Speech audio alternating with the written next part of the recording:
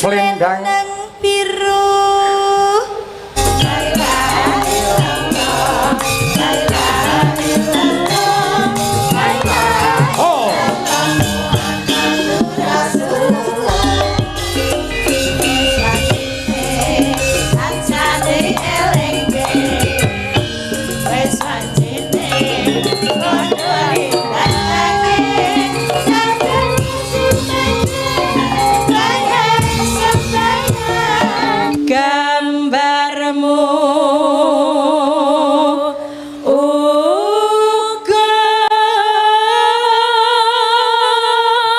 Sabir kita, gue etok-etoke kowe anu video kalau ambek Elisa, aku tak omong, aku iki krungu dhewe lho aku sebelahmu, aku merem etok-etok krungu video call ngarepku sebelah iki aku ngene. Halo sayang. Wah.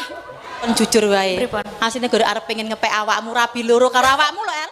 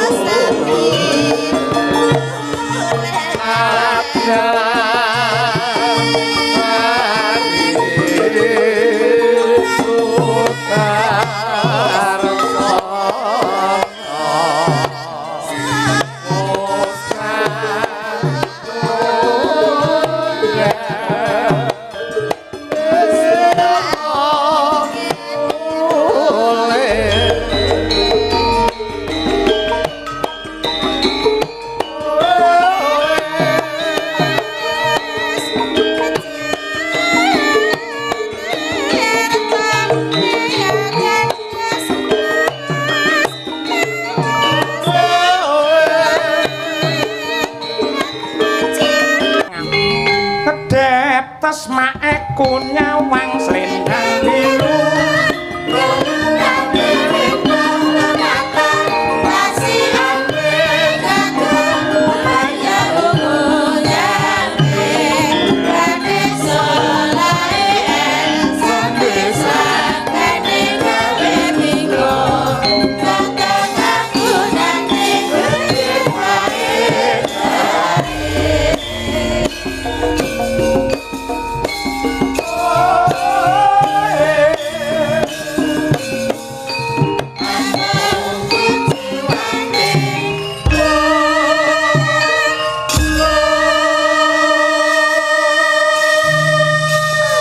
gara iki, Truk. nggih rada mundur wektune nyuwun pangapunten merga lakone banjaran jam pira Gong? Tengah 11. Iki jam muter dienggo ora yahine tengah 11 lho.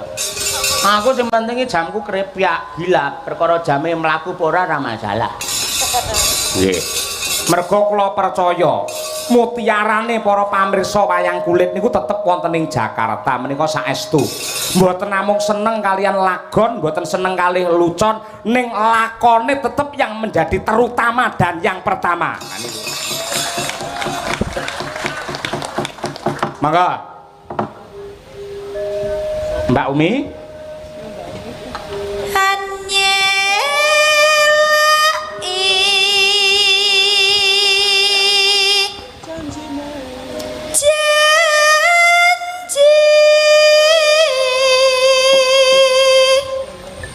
Selendang biru, selendang biru, hamong ngenai hati.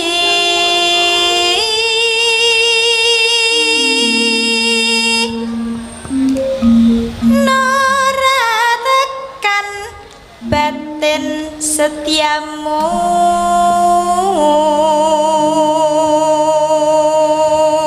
yuk selendang biru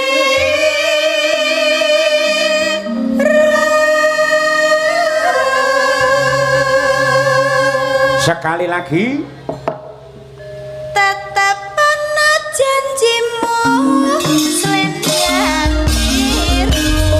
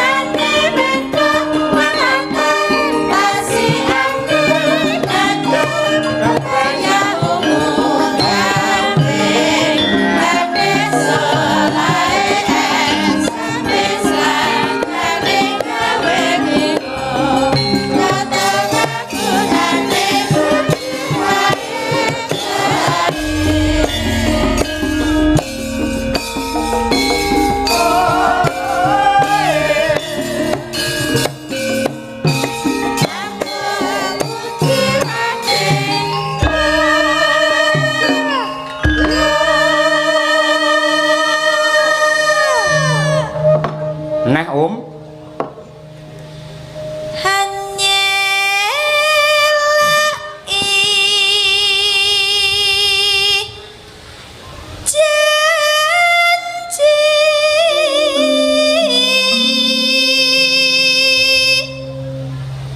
selendang biru, selendang biru,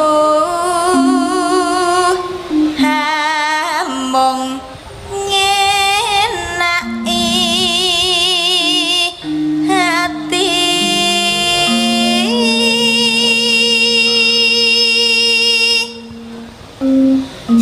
Alhamdulillah isih akeh para sutresna budaya yang tasik jenak pinarak punya dasare iki malam minggu nggih mekaten kadang-kadang pengrawit saking mangesti darmaning kabudayan rahayu yang dipun cekak Madangkara sampun siaga ing diri sawe goeng gati wiwit siang mau anggenipun sowan wonten ing mriki ketambahan para waranggana nggih nadyanto bola-bali tanggapan ing tetep semangate mboten berkurang. Wiwit saking mriki menika genduk Umi Hafifah saking Ponorogo kalajengaken menika genduk Winong Nawangsih ingkang insyaallah mangke badhe lenggah wonten ing berKTP Jakarta. Nggih menika. Kalajengaken menika angka 3 nenggih Mbak Birgita Ayu.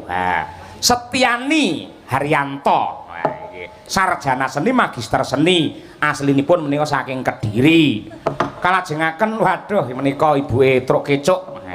Ibu Sukesi Rahayu sarjana seni magister seni sing sonten wau nggih dereng nembang. Pancen kula himat kok cara energi ya. Mengko nggih goro-goro wae tak duetke karo Mbak Elisa. Wah, iki spesial iki. Sinden viral tempo dulu kalian sekarang. Pikir dadi duetke antarane sing kulino klasik karo sing wis modern kira-kira iso gathuk apa ora? Yes ya. Nggih. Kalajengaken menika Mbak Trihastuti Retnowati made in saking Ngawi ya menika. Kalajengaken Mbak Lia Sundari aslinipun saking Ngayogyakarta ning sampun hijrah wonten ing Laladan Sragen Gundang ngundaan kagarwa dalang semu hebat dalang sabet nenggih Ki Aji Tondo Utama. Nah menika. Dene ingkang minangka pamungkasing Paseban wah aku trenyuh aku, Truk. Kok trenyuh? Bintang tamu liyane wis do kondur kabeh.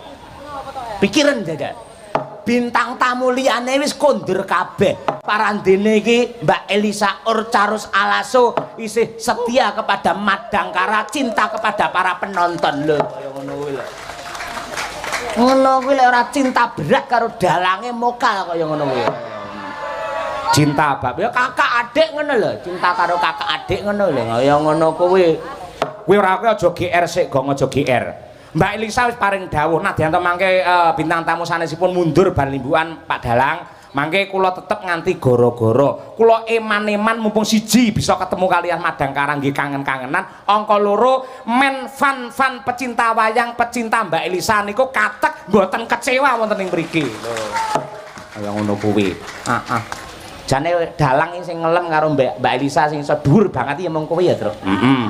Aku mergo lek ku ngelemi tulus aku iki. Lahir tekan batin. Ora aku bergalagasi mboten. Ha iya. Dasare ya piyayine ya kaya ngono pinter, rupane ayu, calone ya dokter. Ayo. Pinter, suarane apik, aku seneng. Ayo. Ngono ya diduetke ya Bu Kesi karo Mbak Elisa Orcarus Alaso. Ayo. Pelak coba pelak. Ya, upamane anu bae. Karyane Mbah Sukron Swanda sing ya viral ya apa kuwi sambung wanci dalu.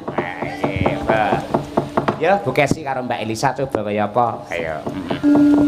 Ya jemeneng Mbak, ayo jemeneng Mbak Elisa karo Mbak Kesi ayo. Anu Bu Kesi ayo. Manuk manyar susuwe dawa. Apakah itu?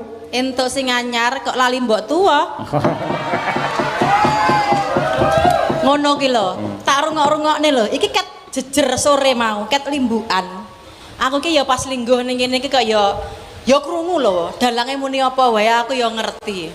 Ning aku ya gur meneng Hitung-hitung ya bojone Dalang kuwi kudu jembar atine dawa ususe. Tak ngempet ning kok suwe-suwe kaya nyunggi kompor.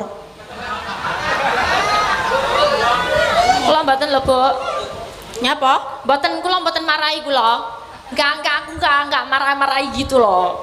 Ya, ning asline ngene lho, El. Awakmu ya rada mancing-mancing sithik. Pancing apa Ya, lagi? iki lho mbok pancing-pancing ngono lho. Aku mau ora ngerti. Ngono. Perjalanan saka Solo, Ya. saka Madiun numpak bis. Iya. Esuk-esuk iki wis video call lah. Iki saksine Birgita Ayu. Aku video call-nya tuh Birgita, bukan video call Pak Cahyo. Sing nakali Birgita. Kok iso? Iki malah video call karo Mbak Elisa to. Lah kok omong aku, Pak, iki lho Mbak Elisa pengen ngomong karo sampean. Iki lho cah iki lho. Alah. Iki lho. Kan Heeh, Kita omong ngono. Mboten apa Mbak? Lah ngapa mau kok duduk-dudone aku? Dudune Pak ini lho Pak, Mbak Elisa VC aku lho gitu aja Pak. Lah kok ora kok dudone Bu Kesi kok dudone aku sebabnya apa? Lah Bu Kesi pas tidur kok Pak. Digugah. Aku Digugah. Ora apa-apa. Gitu Bu. Aku melek. di sebelahnya kok. Aku ngerti, ndek mau ning perjalanan ki sampean wis ngethik Birgita. WhatsApp Birgita, kowe tok-toke kowe anu video call ambek Elisa, aku tak omong. Aku iki krungu dhewe lho nang sebelahmu, aku merem tok-tok krungu. Ngene iki lho, ngeten iki dulur-dulur video call nang ngarepku, sebelah iki aku ngene. Halo sayang. Wah. Ayo. Bukmu piye? Coba saiki aku tak golek wong lanang ning kene sing ganteng nek ra ya coba mang mriki Pak. Mas. Golek sing blangkon nang kliwir ayo ngono. Ganti manas-manasi dalane aku. Lho niku muahene itu kangge sinten to tadi itu? Tadi emang mak cepuk gitu, tapi nggak tahu kayaknya buat jenengan bukan kula. Enggak, kan sama kamu toh El. Oh di HP tadi. Ora salah, kuwi salah kabeh asline salah kabeh. Asline Pak. Aku mau ning HP muah kuwi untuk keadilan dan asas pemerataan. Sing tak omah ya bukesi ya awakmu, dadi loro ngono. Oh. Nakal. Wes bene El, ora apa-apa. Dhewe iki lek ndalang ngene iki ya. Bojoku ki yen ndalang ngene iki wis tak liarke deh. Oh iya. Arek ngomong apa-apa iki gak tak gagas, gak tak lebokne. Berarti milik ati. umum. Iya, milik umum, silakan. Piye? Ayo. Milik Milik umum. Alah kowe wani mubur salaman tok ngono kok. Salaman iki biasa. Iya, ya oke El, sekarang kita menghibur untuk warga masyarakat sini ya. Ya, siap. Niki wau napa lagunipun? Sambung wanci dalu. Sambung wanci dalu nggih. Coba diwiwiti saka ibu sepuh dhisik ya Bu Gesi. Ya. Iya toh. Ayo. Ambo. Iya. Niki. Iya Pak Dalang. Peh sampean ning kene ketemu Elisa wae karo mbok sepuh sia-sia.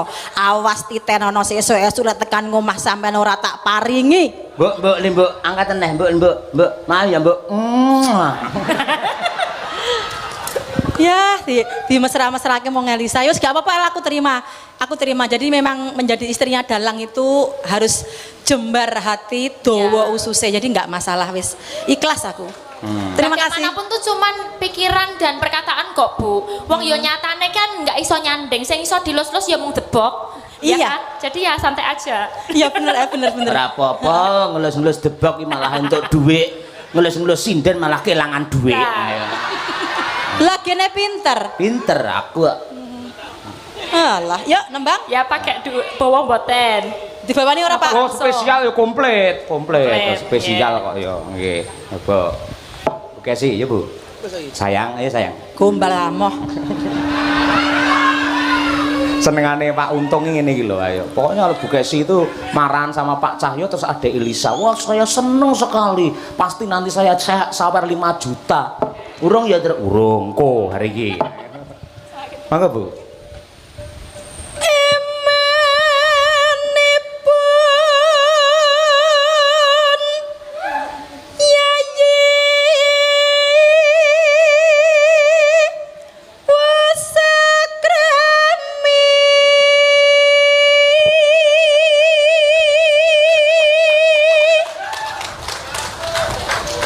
Matur nuwun Bapak Ibu ingkang sampun keplok kula. Aja seneng sik iki dipadakne dorok seneng. Loh, sampeyan kok kaya ngono to? Tenan lho, pehene Elisa iki aku ketok kencana dadi katon wingko saiki. Lek nang omah ketok kencana no mbok. Tetep sampeyan dadi sumber kencana. Ayo ngono ya. Malah bis. Wis kuwi. Sopo kuwi ngomong ngono mau? Menu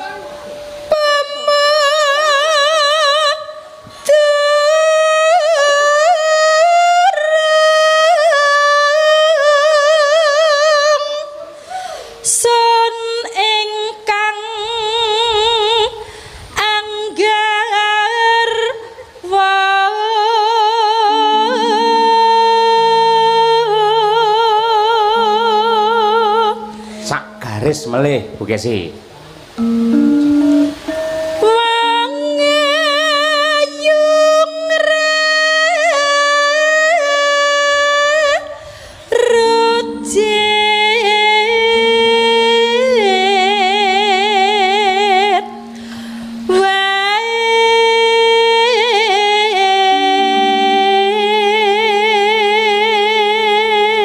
Nderek ningali Mas Dalang mugi-mugi sukses dayanipun saking kula Ki Suryanto Karanggedhe wae nggih.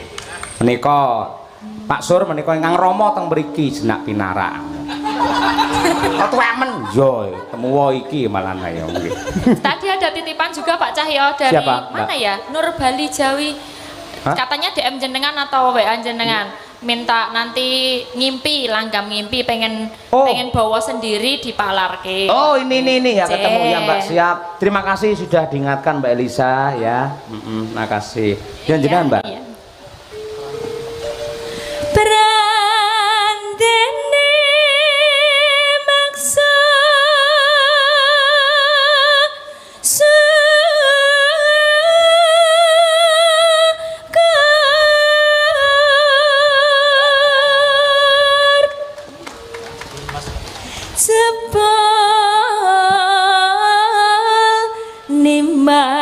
Nimas durung uga Apa tuh Pak Taslim? Kok yang ngene-ngene iki lho ora ana rambuté kok yang ngene-ngene. Wah, ngece kuwi ora nggih. uga ngranggati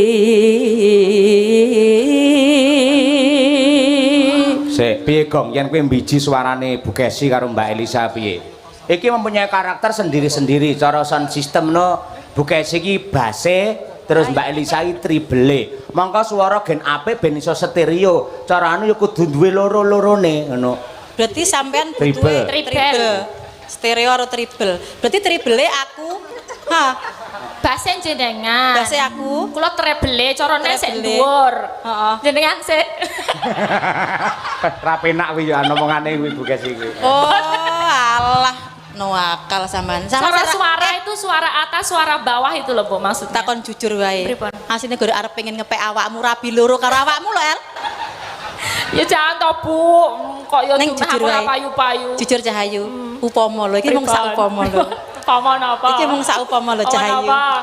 Aku ki dadi mbok tuwek ngono ki ya ora apa-apa. Oh. Mergone ngene lho, Nduk. Pripun? Aku ki lek nang omah ya, kowe ngerti toh? Anakku ki papat. Kawan nggih. Jek cilik-cilik. Cilik-cilik. Gek Pak Cahyakun tadi kuwi lek njaluk laden-ladenan ki angel. Kudu sekali jadi. Upama ngene ya, Bu, aku butuh dimasakke sego pecel. Aku yo ndang brabat ngono sego pecel, gawe sego Tahu pecel. kleru barang kok. Ah njaluk Bu Kesi njaluk teh, malah kei susu kok malah. Ah, ya Osek mau tau. akeh lemake lho kuwi. Ayo. Osek. Terus Terus? tugas kula sing pripun Bu? Lah, Kula ken napa? so. Aku terus biasanya toh dheweke toh anggere bar kon aku kon masakke sego pecel, Nggih. bar kuwi ras ronto kekeselen tanggapan. Bu, aku kesel Ibu. Njaluk pijet. Rumah aku pekerjaan rumah tanggaku ki gak enek enteke, El. Oh. Pijetan Bu? Iya, tak pijeti sampe turu. Bar kuwi lek wis sare no tangi. Bu, aku siapno teh, Bu. Siapno teh meneh, Bu. Siapno apa-apa? Wis pokoke sembarang barang. Repot. Aku anu, Bu. Siapno apa jenenge pakaian dalang, wis kabeh. Tak rasa-rasane ya kesel ya El dadi bojone dalang iki. Ngoten. Mula lek aku ijen, aku wis gak ngayahi. Mergo aku ki ngrumangsani dadi raga tuwa. Ponorogo. Dados mengke bagi tugas ngaten. Bagi Nah, tugas. upami sinten sik masak, sinten sik mijeti Aku ngaten. tak cukup masak wae. Awakmu sing apa jenenge Mijeti. istilahnya? Mijeti ya gak apa-apa. Wah, kowe ki ya milih. Elisa yo jarak kae ora senengane. Iya, no. Ayo Elisa yo. ayo to sambung rasa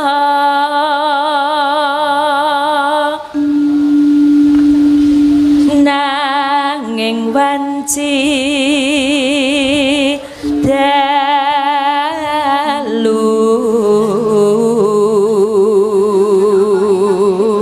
dalu Bu Kesi, nano. Nano. Nona. Iki permen kuwi ngawut ya ora. Ya. Ning aku mau gemes kok karo sampean. Ayo Bu. Tan ana ingkang rubeda nyunta tresna nat senadyan mung srana piranti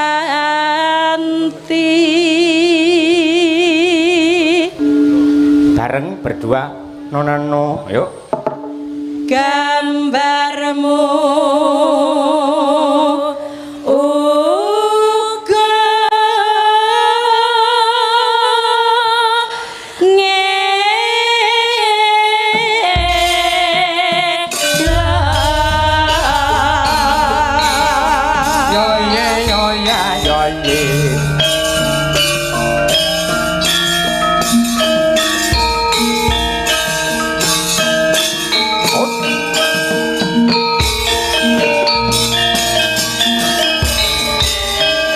Mbak Lisa tarik Mbak yuk Sing gedhe pangamarana kemas bepujan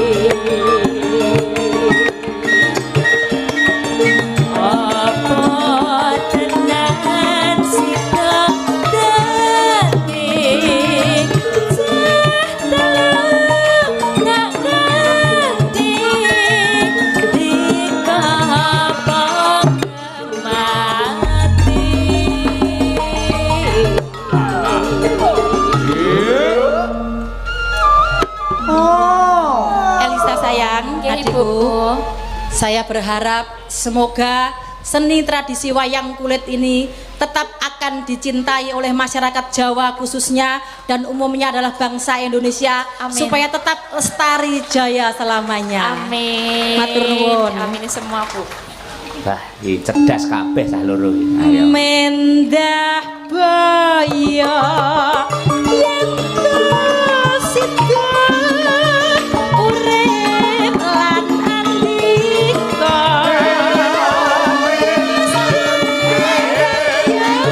kedua rangkitne slow ya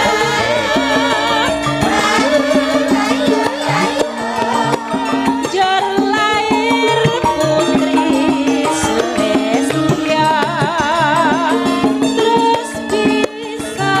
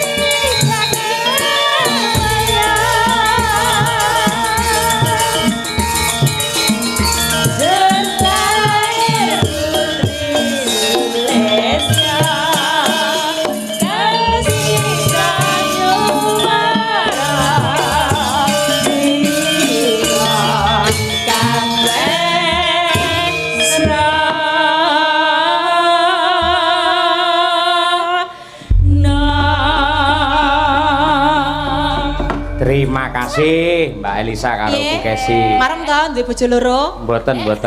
Tetep jenengan sing kula tresnani lahir dalam kubur. Pret. Matur suwun Bapak Ibu, mugi-mugi panjenengan betah sampai tancep kayon. Amin nggih. Nah iki ana layange tujune dilekke karo Mbak Lisa. Pak Cahyo nyuwun langgam ngimpi yang bawa kula piyambak. Wah nggih. Saking sinten iki wau? Wah. Mboten pati jelas sinten iki yang nyerat monggo minggah mawon mriki. Ya. Ugi menika saking Pak Adi Suhadi Notok. Nah nggih iki langganan iki nggih. Ngersakake pepeling. Wih nggih, mangke kula aturaken. Nggih. Sembah nuwun nggih. Monggo mriki. Wah, kaose Caksi Lover. Wah, nggih. Matur suwun Bu Kesi. Minggah mriki, Pak. Mboten Kaosnya napa-napa. udah nyampe tuh. Ini loh Pak, pakai ini loh. Nggih. Minggah mawon. Ah, mriki mboten napa-napa. Nggih. Wah, taksi lover Indonesia ini. Kirimannya udah nyampe Bu, makasih. Nur Bali. Dari Mbak Sinten asmanipun? Nur Bali. Subali. Nur. Oh, Nur Bali. Nur Cahaya. Oh Cahaya. nggih. Wah, iki yang dilani Bu Kesi. Nyuwun tintinganipun palaran Pangkur ngimpi, nggih. Monggo Pak Nur Bali, nggih.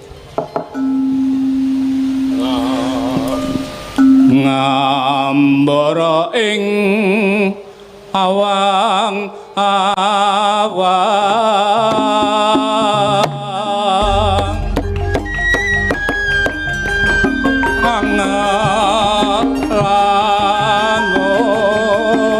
angalangur bebasan tanpa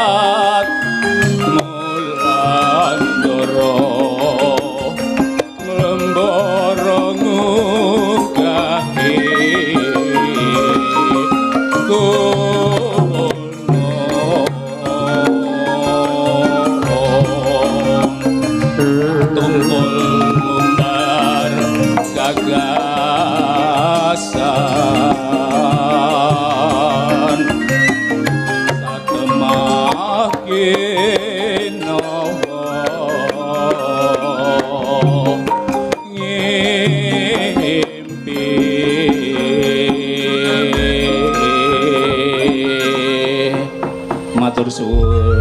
Nggih, sami-sami. Kula boten nderek langgan. Kula manggawa mawon. Nggih, nggih. Siap. Terima kasih Pak Nur Bali matur nuwun. Yo, jumeneng, Nduk, Bir. Ayo coba kaya apa? Yuk.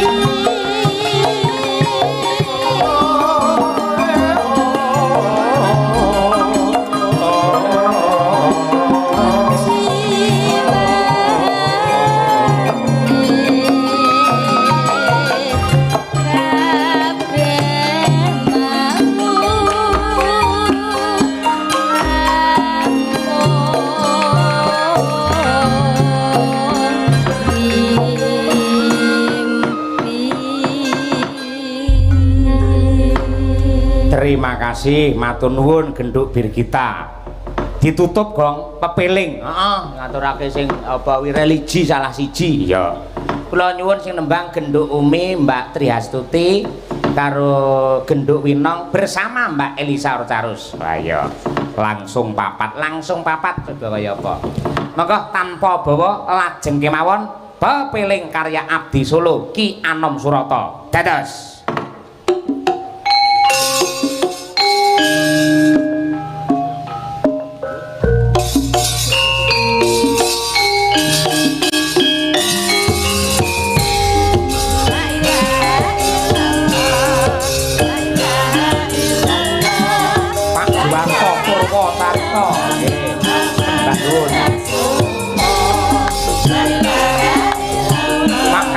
Jambangan Paron Ngawi Pak Murdoko.